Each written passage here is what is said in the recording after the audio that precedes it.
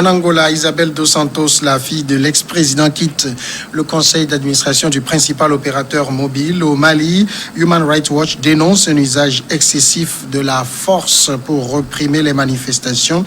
En Côte d'Ivoire, des incidents signalés à Daoukro, fief de l'ex-chef de l'État Henri Konan Bédié. Puis au Togo, ces nominations du côté d'Agbeome Kodjo. Qu'est-ce qu'il en court? Agbeome Kodjo est dans la provocation. Voilà donc le menu de regard croisé ce soir. Autour du plateau, Firmin Teko Agbo, chroniqueur politique. Bonsoir Firmin. Bonsoir Samuel Niaoui, merci de m'avoir invité. Georges Hérault, acteur politique du Cercle des leaders émergents. Bonsoir Georges. Bonsoir Samuel, bonsoir Firmin Teko. Bonsoir à tous les téléspectateurs. Nous attendons donc d'un moment à l'autre l'arrivée de Ruston Kovi qui nous rejoindra donc dans le courant de ce débat. Premier sujet, l'Angola. La milliardaire angolaise Isabel dos Santos, visée par une vaste enquête pour corruption, a démissionné mardi 11 août du conseil d'administration du principal opérateur mobile d'Angola, Unitel. Décrite par Forbes Magazine comme la femme la plus riche d'Afrique, Madame dos Santos est accusée d'avoir volé quelques 5 milliards de dollars aux entreprises publiques de l'État pétrolier d'Afrique de l'Ouest durant les presque 40 années passées au pouvoir par son père, José Eduardo dos Santos. On peut dire, Firmin Teko, que l'étau se resserre autour de Isabel dos Santos, puisque c'est vrai qu'elle a démissionné. Il y avait une pression des autres actionnaires, mais on ne peut pas ne pas voir la main de l'État angolais derrière. Non, tout à fait. Le président João Lourenço veut avoir un bon compte à rendre au peuple angolais, qui a fait de lui chef de l'État angolais. Et de plus, il veut assainir les finances publiques de ce pays pour permettre aux investisseurs de venir investir dans le pays, pour avoir une certaine visibilité au niveau des institutions de Bretton Woods, FMI, Banque mondiale. Donc, il veut passer par tous les moyens pour afficher, ou pour avoir ces résultats et afficher cette image-là. Alors, du coup, ce qu'il a commencé, il veut bien l'achever. Il en veut fortement à la famille Eduardo Santos, celui-là à qui il a succédé. Donc, il a commencé depuis par s'attaquer aux enfants, à Philomeno, à Isabel Santos. Donc, avec tout ce qui se passe là, donc, il est en train de mettre les pions en place pour les dégager de là où ils sont. Pour conclure à ce niveau, c'est lui qui est en train de tout faire pour les déloger. Pour les déloger, rien à faire. Personne ne peut penser le contraire. Que ce qui vient de se passer vient fortement d'une décision présidentielle, même si elle n'est pas officielle. Bon, il faut comprendre un peu le président. Le président, quand un chef d'État vient au pouvoir, la première ambition, c'est de chercher à conserver le pouvoir. Alors, pour conserver ce pouvoir-là, donc, il faut préparer directement un second mandat. Alors, comment préparer ce second mandat-là? Donc, il faut montrer au peuple que oui, tout d'abord, moi je ne veux pas faire, je ne vais pas me comporter comme mon prédécesseur, moi je vais faire mieux que lui. Et étant donné que le peuple angolais en veut fortement à la famille Eduardo Santos, donc il veut commencer par là pour avoir une certaine amitié, une certaine sympathie du côté du peuple. La deuxième chose, il a fait un certain nombre de promesses. On a fait un certain nombre de promesses. J'ai besoin d'argent pour réaliser ceci, cela. Alors, ce qu'il faut faire, donc il dit, ceux-là qui ont volé de l'argent, donc il faut que je récupère une partie de ces sous-là pour pouvoir investir dans le pays, pour pouvoir réduire un tant soit peu le problème de chômage. Vous imaginez, au moment où le président João Lourenço va devant le FMI chercher 3,7 milliards de dollars, une seule personne a pu voler, entre guillemets, 5 milliards de dollars. Donc, c'est incroyable. Regardez cette même famille, le garçon Philomeno, lui seul, on l'a placé à la tête du fonds qui était doté de 5 milliards. Bon, on fait les petites enquêtes, à peine on trouve 3 milliards. Donc, il est dans une posture qui est officiellement appréciable. Mais sauf que politiquement, je pense qu'il n'arrive pas à bien tirer. Alors, il faut rappeler que Isabel dos Santos détient 25% du capital d'Unitel, et Unitel, sur le marché de la communication au niveau de l'Angola, détient à lui seul 80% du marché. Il faut dire, Georges Hérault, que c'est c'est une véritable manne financière qu'on est en train de lui arracher comme ça. Bon, même si elle reste même si elle reste actionnaire, elle n'est plus véritablement au capital. Bon, au-delà de l'analyse de Filmet, je voudrais dire que c'est bon d'assainir l'économie, c'est bon la transparence, c'est bon son ambition, son souhait d'avoir de sympathisants au niveau de la population, son ambition de pérenniser au pouvoir et d'avoir au moins fait 2 mandats. Et tout ça là, c'est bon. Mais au-delà de ça, c'est de pouvoir aussi penser, parce que nous sommes, quand nous analysons ces cas, ça nous interpelle au niveau de l'Afrique, tout ce qui se passe, qui fait que les politiciens ou bien les hommes au pouvoir n'aiment pas lâcher le pouvoir, n'aiment pas investir même l'argent qu'ils ont au pays, plutôt de les investir dans les paradis fiscaux. Et c'est ce qui nous interpelle, moi, c'est ce qui m'interpelle, pour que au-delà de ça, permettre quand même à cette entreprise que la fille de l'ex-président Dos Santos détient à 25% du capital et qui fait 80% de part de marché sur le marché, si je peux me permettre, le marché angolais de télécommunications. Donc, permettre à d'autres aussi de pouvoir, même quand bien même que c'est bon, rien à prouver, il n'a pas encore prouvé, à part les 5 milliards, si c'est prouvé que l'argent qui a été investi là-bas, c'est l'argent du contribuable, là d'accord. Mais si aujourd'hui ce n'est pas l'argent du contribuable et que au niveau du conseil de l'administration, les administrateurs ont politiser les débats, ce n'est pas bien, parce que c'est bon de geler, mais c'est bon de prouver aussi que l'argent que la personne a investi au pays et qui permet de créer de l'emploi pour les jeunes, pour la population, et il va falloir prouver que c'est l'argent du contribuable. Donc ce que moi je voudrais encore ajouter, c'est que vous savez, la fille, quand ils ont commencé, le Portugal aussi a commencé à geler certains avoirs, mais ça profite à qui? Ça profite. Je ne pense pas que le Portugal va commencer à rapatrier les fonds. Ils vont utiliser nos fonds là-bas. C'est ce qui se passe d'habitude. Ils gèrent les fonds, ils utilisent à leurs fonds.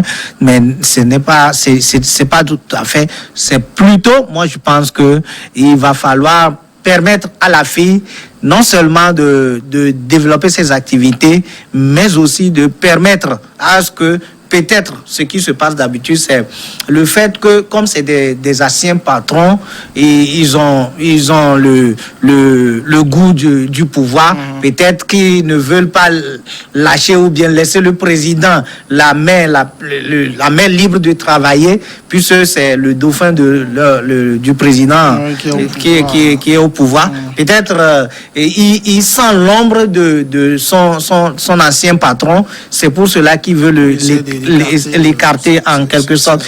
Mais c'est de permettre à ce que ces entreprises profitent aux populations au lieu de commencer tout de suite à chercher les sympathies et de créer toute un peu de vengeance, je voudrais dire, autour de ce phénomène. Isabelle Dos Santos, elle a écrit à la suite de sa démission qu'il est contre-productif et irresponsable d'admettre un climat de conflit permanent et de politisation systématique des administrateurs. Elle pense que dans le fait qu'on cherche à la pousser à la sortie, le politique n'est pas très loin. Oui, bien évidemment, c'est une décision bien fortement politisée. Ça vient du président de la République, du chef de l'État, João Lourenço. Et sur ce point, je suis parfaitement d'accord avec elle. Et je rejoins un peu ce que Georges Eo a dit tout à l'heure. Parce que quand on vous demande aujourd'hui au président qui est au pouvoir, quelle est sa stratégie de lutte contre la corruption? Parce que depuis qu'il a commencé, on ne voit que les enfants de José Eduardo Santos en première ligne.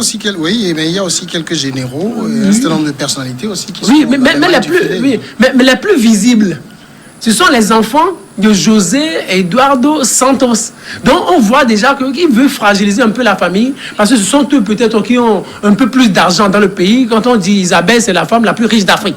Donc le président en exercice se dit, si je laisse cette famille avoir toujours de l'argent, mon fauteuil est menacé. Donc il faut que je fasse tout pour appauvrir cette famille, fragiliser, lui fermer toutes les portes d'argent,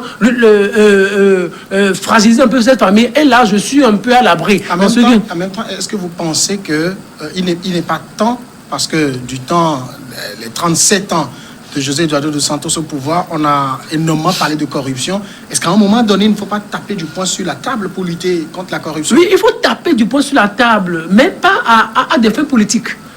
On suis d'accord avec ça. Dans tous les pays du monde, quand on fait la lutte contre la corruption, tout le monde dit, bon, c'est règlement de compte politique et tout. Hein. Mais je veux bien voir ça. Je veux bien l'apprendre que c'est pour le bonheur du peuple angolais et non pour son propre bonheur, pour fragiliser la famille qui a fait de lui ce qu'il est et pour se positionner peut-être éternellement aussi au pouvoir. C'est ça en fait. Le problème à ce niveau, ce qu'on peut lire facilement, c'est des règlements de compte, c'est pour fragiliser une famille. Parce que ce que Georges Weah dit est intéressant. Quand on parle de la corruption aujourd'hui, première chose, quelle est sa stratégie de lutte contre la corruption? Deuxième chose, l'argent dont on parle aujourd'hui, une partie de cet argent est investi dans le pays. Une bonne partie de cet argent est investi dans le pays. Donc, avec cet argent, des gens ont de l'emploi. Avec cet argent, mais il y a des constructions dans le pays. Avec cet argent, l'économie tourne. Donc, une partie de cet argent irrigue l'économie du pays. Oui, on n'a pas, par exemple, on n'a pas fermé Unitel. Hein. On a juste enlevé... quelqu'un est parti du conseil d'administration, c'est tout. Unitel est là, les emplois sont là. C'est pour dire qu'aujourd'hui, les grands débats en Angola, c'est la lutte contre la corruption. Oui. C'est les enfants de l'ex-président. C'est sa femme, entre-temps. C'est les grands débats. Que ce soit Isabelle, que ce soit Philomeno. Il y a une troisième dont on ne parle pas, qui est surnommée Tizé, qui est également en fuite au Portugal. Est-ce qu'ils peuvent prouver les milliards qu'ils ont dans leur compte aujourd'hui? Non, moi, je suis ce point, je réponds tout de suite non. Attendez, leur papa a fait combien? 37 ans. 37 ans, près de 40 ans. Mais ils sont nés quand? Le papa n'est pas fils de... Isabelle a 45 ans. Isabelle a 45 ans. Donc, qu'est-ce qu'elle peut faire dans ce monde pour avoir 5 milliards de dollars dans son compte? Mais ce n'est pas possible. C'est de l'argent détourné. Sur ce point, mais au-delà de la présomption d'innocence, c'est de l'argent purement détourné. Oui, et moi je dis, si c'est de l'argent détourné, bien sûr, l'argent, excusez-moi, le terme brutal et violent, elle ne mange pas cet argent comme ça. Donc cet argent, elle investit dans le pays. Mais ce qui va être encore plus fort, et je vois que le président n'aura pas assez gain de cause dans cette affaire. Georges là aussi touché, il dit, une bonne partie de cet argent, c'est dans les capitales occidentales. Donc est-ce que les pays vont accepter renvoyer ces sous-là à l'Angola? C'est là où se pose la grande question. Donc c'est là où je dis simplement que il est en train de mener une lutte contre la corruption, aussi partisane soit-elle, mais il n'aura pas assez gain de cause. La deuxième chose que je voudrais soulever à ce niveau, bien sûr, il veut paraître en bon enfant, en bon élève devant le FMI et la Banque mondiale. Oui, il veut de l'argent. Mais s'il les suit avec cette méthode, il prive une famille de l'argent, donc il va créer un problème au niveau du pouvoir d'achat, au niveau de la consommation. Mais regardez, il va au niveau du FMI, on va lui imposer des conditions bien strictes.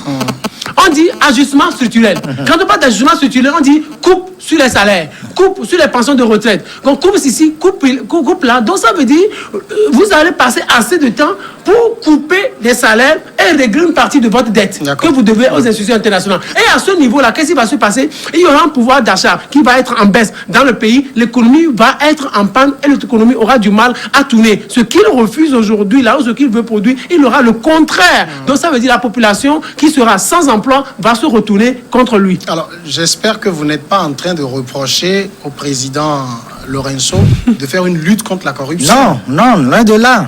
C'est seulement le fait que ça ne porte pas à croire que c'est un règlement de compte. Et que ça ne porte pas à croire que c'est pour son image. Parce que je voudrais vous rappeler qu'il fait partie du système. Hein. Oui. Et donc, si on doit creuser... Raison de plus pour pouvoir le démanteler. Si on doit creuser, sa main est liée. Raison de plus pour pouvoir le démanteler. Oui, il donc, connaît les postes est-ce que ce président peut accepter aujourd'hui qu'on lui fasse les comptes? Bah, je ne sais pas, pourquoi pas. Parce que aujourd'hui, ça m'est lié. Il fait partie de ce système-là qu'il reproche aujourd'hui. Ce que moi je voudrais, ce n'est pas de ne pas lutter contre la corruption. C'est d'avoir un plan pour pouvoir faire sortir le pays de la corruption. C'est-à-dire qu'aujourd'hui, ce qui a été fait, le constat est là. Mais ça a été fait comment? Il y a des investissements, ça a créé de l'emploi, ça a permis à quoi? C'est le résultat. Mais si en cherchant, c'est-à-dire la sympathie des Angolais, il crée la fossé entre lui et son ex-patron, c'est ce que je dis, non. C'est que ça pourrait laisser, c'est-à-dire c'est ce qui se passe au niveau de certains pays. Et les enfants reviennent, ils veulent aussi briguer la magistrature suprême. Et là, c'est la prison, c'est les choses qui les attendent comme Ablaye Wade, etc. C'est ce qui se passe en Afrique. Au-delà de règlement de compte, ayons un plan de sortie parce que je ne dis pas, il faut quand même une petite... entre guillemets, tolérance en Afrique pour pouvoir décoller suffisamment. Parce que si nous devons mettre les durs à la place de A, B à la place de B, je vous assure que les gens n'aimeraient pas quitter le pouvoir. Et ils vont mourir au pouvoir. Et celui qui va venir, voulant corriger, va aussi vouloir mourir au pouvoir. La lutte contre la corruption s'impose à l'Afrique. Vous avez un monsieur qui a fait 37 ans de pouvoir, dont les enfants, sa fille est la femme la plus riche du continent selon le magazine Forbes. Alors, je ne sais pas, à part le mérite d'être fille de président, ce qu'elle a de plus que les autres Angolaises. Et on ne veut pas aujourd'hui on aille creuser pour voir comment cet argent peut être gagné. Non, moi je ne dis pas que je suis contre la lutte contre la corruption, Samia Yaoui. C'est-à-dire, c'est une très bonne démarche, ce que le président est en train de mener. Mais encore qu'elle soit suivie de méthode. Moi, je ne voudrais pas... je ne voudrais pas lire... Ici, il y a une commission de lutte contre la corruption qui a été mise en place, et c'est la commission qui fait son travail. Oui. Mais quand la commission fait son travail, elle s'attaque au fils de son ancien patron. Où est le problème? Non, c'est ça. Le problème, c'est quoi? C'est la symbolique qui vous gêne. Oui, non, un peu ça, c'est quoi? C'est la fille, c'est les enfants du prédécesseur. En fait, vous savez... Une minute, on va aller à la première pause et on revient, le débat est intéressant.